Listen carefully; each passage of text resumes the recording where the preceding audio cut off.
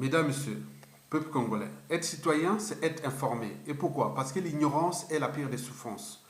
Le savoir et la connaissance vous libèrent. Pour info, les étrangers résidant dans notre pays se moquent de nous. Le monde entier se moque de nous, peuple congolais. Le monde entier se moque de nous, peuple congolais. Et pourquoi? Parce que nous, peuple congolais, civils et militaires, nous avons renoncé, abandonné notre pays. Nous, peuple congolais, tant au niveau civil que militaire, nous refusons de se battre contre l'humiliation, contre l'injustice, l'oppression et la barbarie qui règnent dans notre pays. Nous avons refusé de se battre contre la honte et le déshonneur. Nous avons refusé de se battre contre la destruction de notre pays. Le monde entier se moque de nous. Ce sont des observateurs étrangers qui regardent notre pays. Donc, au niveau, ceux qui sont installés dans notre pays et ceux qui sont à l'échelle africaine, européenne, asiatique et dans les continents américains, même dans les Caraïbes et le Pacifique. Ils se moquent de nous. Parce que les conditions dans lesquelles vivent les Congolais, aucun peuple au monde ne peut l'accepter, ne peut le tolérer. Non, ce n'est pas possible.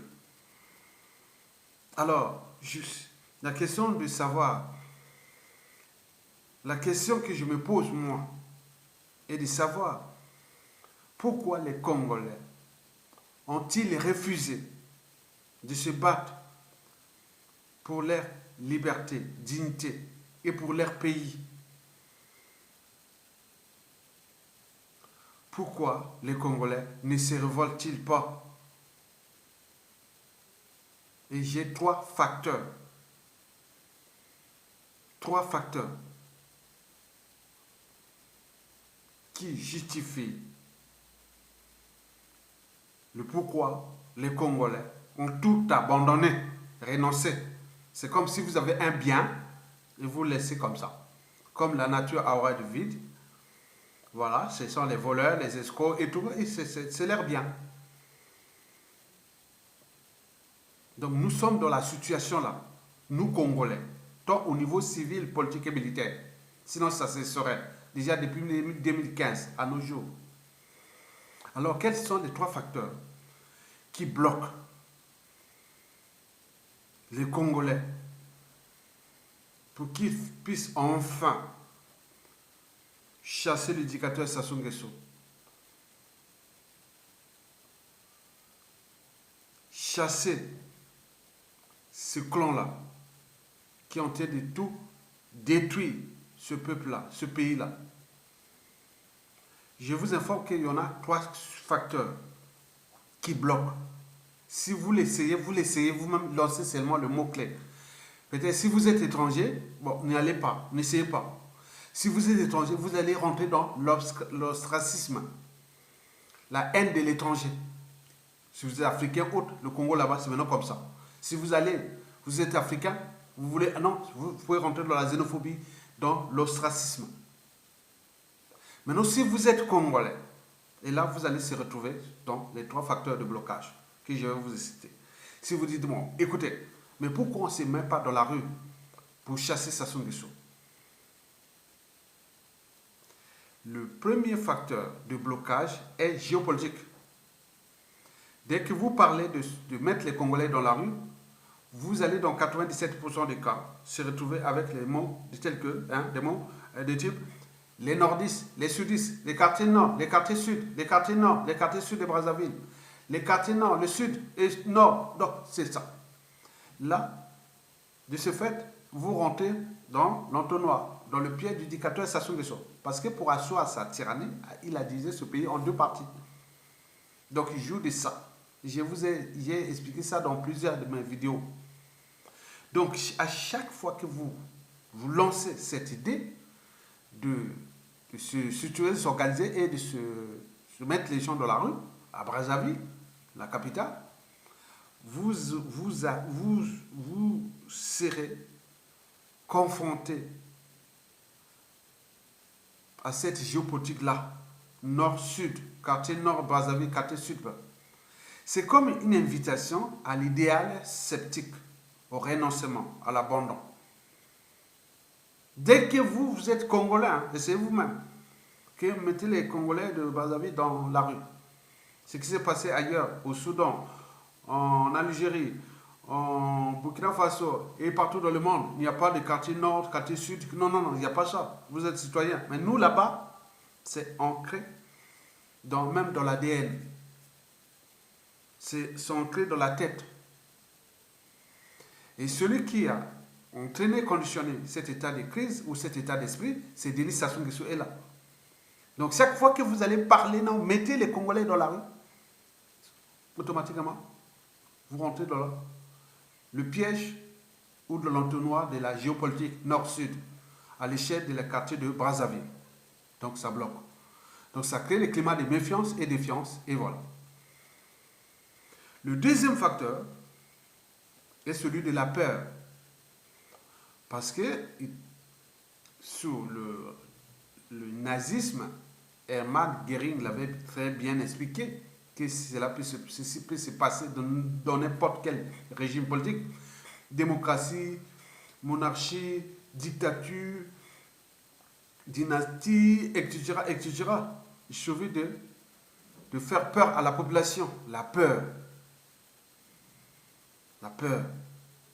Pourquoi? On demandait à Hermann Göring, qui était le numéro 2, qui fut le numéro 2 d'Adolf Hitler, mais pourquoi le peuple allemand, un peuple aussi intelligent, courageux, civilisé et autres, a pu laisser faire ce qu'Adolf Hitler a fait en Allemagne, et notamment la solution finale, l'extermination des humains.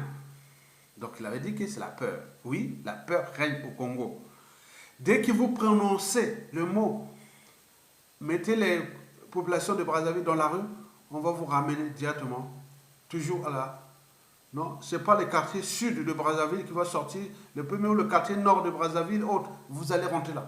Il y a des colporteurs, il y a des vecteurs, il y a des arènes messagers, il y a des gens qui diffusent ça. Dès que vous prononcez ça, on va directement... Non, non, non, nous n'allons pas se faire sortir les populations de telle partie pour qu'ils soient massacrés par le régime de Sassou Nguesso. Et voilà, voilà, voilà. Donc, vous avez ça là-bas. Essayez vous-même. Donc, la géopolitique, vous arrivez à la peur. Donc, ne sortez pas. Si vous sortez, les gens des quartiers, telle zone, ils risquent d'être massacrés. C'est comme si on disait, bon ben, vous sortez, vous allez jusqu'au palais, vous prenez le pouvoir, mais quand vous allez prendre le pouvoir, vous allez dire, ah oui, tiens, on va chercher telle partie. Non, non, vous avez pris le pouvoir, vous prenez le pouvoir. Il n'y a rien à chercher, nord, sud, est, ouest. Vous allez vous révolter, vous allez vous prendre le pouvoir. Moi, si j'avais des populations comme ça, je pouvais vraiment aller directement prendre le pouvoir. Je n'ai rien à foutre de la géopolitique. Je n'ai rien à foutre de la géopolitique. Parce que je suis un citoyen. Donc, je suis un citoyen congolais. Si je mets une partie de la population dans la rue et je vais jusqu'à prendre le pouvoir, je n'ai rien à foutre de votre nord, sud, est, ouest. Donc, nous, la citoyenneté là-bas est par appartenance. Donc, il fait que, bon, ben, pour accomplir sa mission, ses droits et devoirs des citoyens, donc il faut attendre que ce soit une géopolitique qui vous invite à aller là-bas ou pas. En attendant, les Congolais meurent en masse sans se révolter. Parce que ils ont peur d'être massacrés par le régime en place. Très bien, mais restez chez vous en restant chez eux, bon, ils sont en train de mourir en masse. Vous avez compris? Donc, de la géopolitique à la peur. Et le troisième facteur, c'est l'inertie. Oui, parce que historiquement, jusqu'à nos jours, bien entendu, nous sommes dans le contexte d'un régime France-Afrique. Donc, on connaît bien la situation de la France-Afrique. Vous voyez, tout ce qui se passe au Congo-Brazzaville est identique à la situation au Gabon, au Cameroun, au Côte d'Ivoire, au Togo, et d'autres cherchent un peu à s'affranchir de la France-Afrique, et notamment au Centrafrique, au Mali et autres. Mais vous voyez comment c'est pas facile. Donc la France-Afrique est une organisation très élaborée et qui est là pour la domination, hein, exploite les colonies et tout compagnie, on le sait très bien. Donc la puissance de la France-Afrique, oui, qui a installé les Sassou Nguesso, hein, c'est un pion de la France-Afrique. C'est la pièce maîtresse de la France-Afrique. Donc les Congolais, individuellement et collectivement, tant au niveau civil, politique et militaire, sont quelque part inertes, impuissants à leur souffrance. Eh bien oui.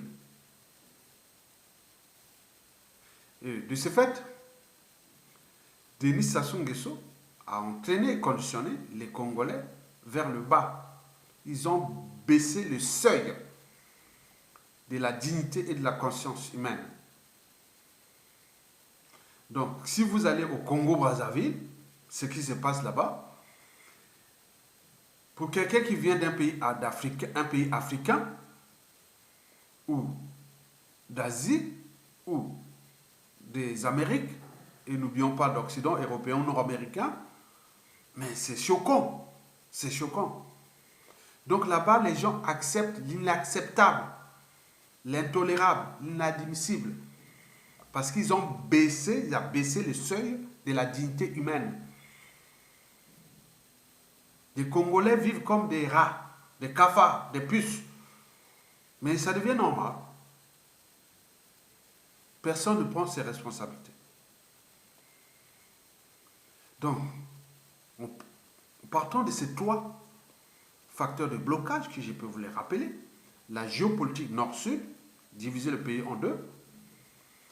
Le deuxième facteur, la peur de se massacrer.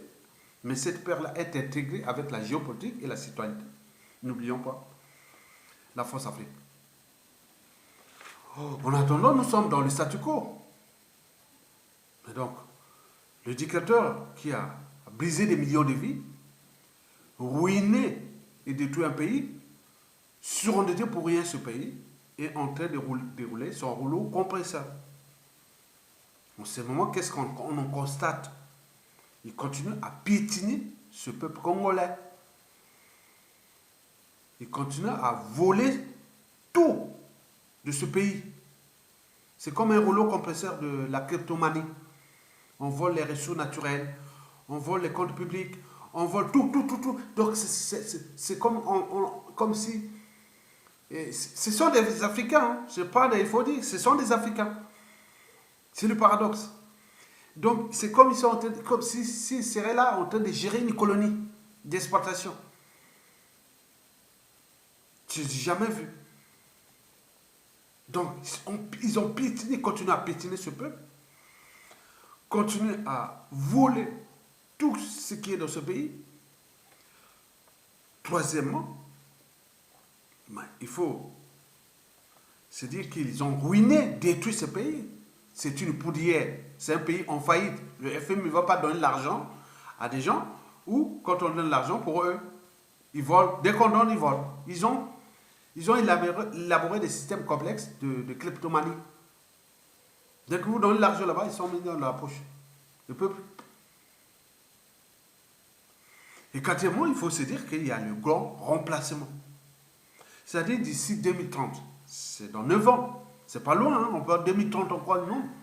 D'ici 2030, la population congolaise, hein, c'est-à-dire si vous voyez un Congolais sur deux, sera étranger. Alors, avant d'arriver de Sassou Nguesso, c'était un Congolais, c'était 10 Congolais sur 100 qui étaient étrangers. Maintenant, d'ici 2030, ce sera du 50-50. S'il y a 100 Congolais, vous voyez qui c'est des nationalités congolaises, 100 sont des étrangers. 100 des Congolais de souche.